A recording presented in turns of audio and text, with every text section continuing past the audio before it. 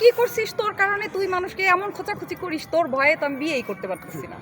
তাহলে কি ধরনের পাত্র লাগে বল? কি ধরনের পাত্র না তো, আমি কি ধরনের পাত্র বিয়ে করব? দেখা গেছে যে তুই তারে খুঁচে মুচে তার নারী নক্ষত্র বের করে নিয়ে এসে মান সম্মান নষ্ট করে এটা কি ভালো না আসলে? না, অবশ্যই ভালো, কিন্তু হয় কি একটা জিনিস কি যে দেখা যায় যে একটা মানুষ তো বিয়ে করে সংসার করার জন্য, বুঝিস নাই?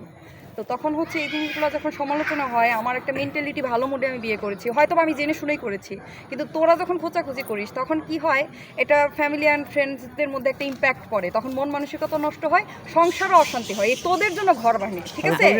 এই ঘর ভাঙার জন্য দায়ী হচ্ছে তোরা। তোরা খুঁচাখুচি করে মানুষের ইয়ে করিস, তোদের কারণে ঘর ভাঙে। আবার হচ্ছে ঘর ভাঙলে আবার কি, আবার ডিভোর্স হয়ে গেলে উমুকের সাথে উমুকে। আচ্ছা, তোর কি মনে হয় যে আকাশ নিবিড় মৌমিতার সংসার ভাঙবে, বিয়ে হতে দিবে না? এটা কি তাহলে কথা বিশ্বাস? দে, তুই কথা দিবি এখন।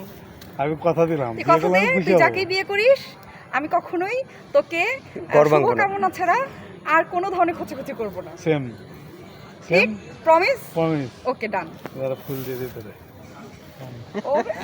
আমাদের আকাশ ভাই কানে কেন হাতে নায়িকাকে ফুল দিল। সুন্দর কিন্তু আকাশ ভাইয়ের কারণে নায়িকার বিয়ে হচ্ছে না। ওকে।